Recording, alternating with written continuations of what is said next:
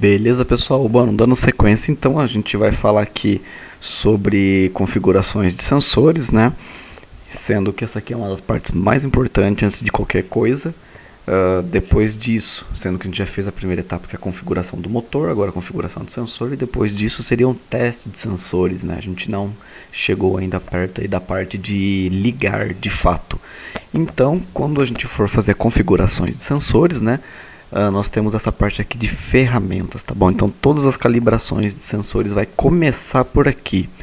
Então, a gente vai entrar aqui, ó, com a calibração do sensor TPS. Então, a gente põe aqui sempre, ó, obter o valor atual. Aí a gente dá 100% de TPS e põe para obter esse valor atual. Se por algum motivo você tiver algum tipo de TPS que trabalha de forma não convencional, porque o TPS é um sinal de 0 a 5 volts, né? Então, o valor mínimo aqui seria fechado, um valor máximo seria aberto, mas você pode sim existir, né, e existe modelos que são o oposto, né, onde ele manda uma tensão alta para o TPS fechado e uma tensão mínima para o TPS aberto. Então, qualquer coisa é só você inverter os valores, mas de modo geral, como eu expliquei, TPS fechado, obter valor, TPS aberto, 100% aberto, obtém o valor. E se ele ficar invertido, é só inverter os valores coletados. Aceitou, fechou, pronto. O seu TPS está calibrado. Muito simples. A segunda coisa que nós vamos fazer depois do TPS é calibrar o seu map. Esse map ele sempre vem na placa, tá bom? Então é só ver o modelo que foi adquirido na sua placa. Ele vai estar aqui, tá? Normalmente pode ser um desses daqui, mas enfim. É só pegar a informaçãozinha aí e colocou, salvou. Pronto, o seu mapa está calibrado também. A terceira coisa, na verdade, seria aqui. Você só vai clicar em desbloquear, o meu já está. E nós vamos ter, então, essas duas informações. Só lembrando aqui, você não mexe, tá bom? Essa informação da bateria não mexa. Pronto, aqui a gente vai ter o nosso líquido de arrefecimento e o sensor de ar, tá? Então ele já tem algumas bases, mas se tiver alguma divergência, você pode pegar os valores de resistência do seu sensor e colocar aqui conforme necessário. Escreveu no controlador, né? Aqui não tem. Colocou o sensor de ar, mesma coisa. Escreveu no controlador e pronto, está salvo. Então seus sensores também de temperatura de água e ar está calibrado. E não tem problema. Se aqui, por exemplo, fosse um sensor de uma outra linha, não sei, não teria nenhum problema também, tá? Pronto. E para finalizar, seria o nosso sistema de leitura de combustível. Nós trabalhamos aqui com os dois tipos de leitura, né? Nós trabalhamos com o wideband, né? Que seria aqui, ó, banda estreita em português.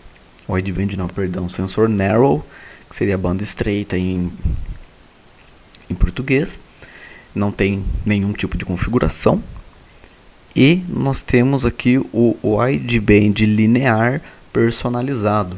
Então aqui eu vou usar alguns exemplos, né? Se o seu sensor, por exemplo, o seu fabricante do condicionador, ele fala que o seu sinal trabalha entre 1 e 4 volts, aí a gente só pegaria então a faixa de operação. Então, por exemplo, seria 0,65 de lambda com 1,30 de lambda, por exemplo. Então nós iríamos pegar, ó, já até fiz aqui uma outra coisa, então, ó, 0,65 vezes 14,7, por isso que a gente recomenda usar o 14,7, que já fica padrão para tudo, não acontece de você ter erro. Pegaria o valor, deu 9,55, então aqui, por exemplo, nesse cenário seria 9,55. E se a gente fizesse aqui, a leitura seria 1,30, por exemplo, no máximo, então seria 1,30 vezes 14,7, vai dar 19,11. Pronto, 19,11, faltou o ponto. E aí você escreveria no controlador e pronto, o sinal que o seu condicionador mandaria para Mega estaria configurado certinho, beleza? Pronto, em termos de sensor está configurado. Agora o que a gente vai fazer aqui? A gente vai dar uma olhadinha no seu bico injetor. Então lá na primeira etapa a gente só colocou a vazão do bico. Então aqui que nós já estamos trabalhando mais com a configuração do sensor, a gente vai colocar o valor do dead time, beleza. Nunca senti a necessidade de mexer nesse valor, mas às vezes eu vejo que algumas pessoas mexem. Mas como eu disse, eu nunca senti essa necessidade. E se tratando de bico injetor, aqui se trata o dead time dele. Falando aqui de bobina, nós vamos ter algumas informaçõezinhas aqui que eu já vou até explicar. Mas da bobina em si nós temos aqui o seu duel de partida, né, que já como é partida do carro e é um período muito curto, as pessoas tendem a colocar um duel mais forte para vir uma centelha mais forte. Aqui é o ângulo de ignição na partida. E pronto, aqui é o duel durante o seu uso, né, durante o uso do carro inteiro, em todos os momentos.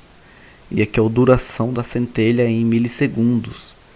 Tá bom, então aqui pode deixar dessa maneira a configuração, né, desligado, padrão, tudo em ordem, a não ser que você se enquadre nisso daqui, é mais difícil. E aqui ó, entra a configuração de roda fônica.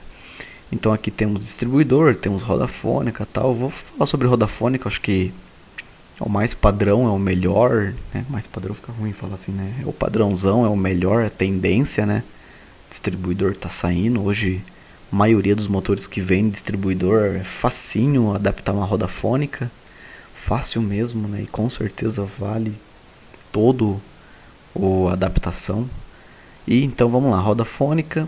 Aqui ele está nos perguntando quantos momentos você quer que ignore para realmente gerar centelha para ligar o carro. Aqui, por exemplo, ele está 3, né? Então quer dizer que ele vai ignorar 3 vezes, 3 voltas da roda fônica para ligar o motor. Esse padrão aqui fica borda de subida, a não ser que o seu sensor fique com uma polaridade invertida, o que é muito difícil.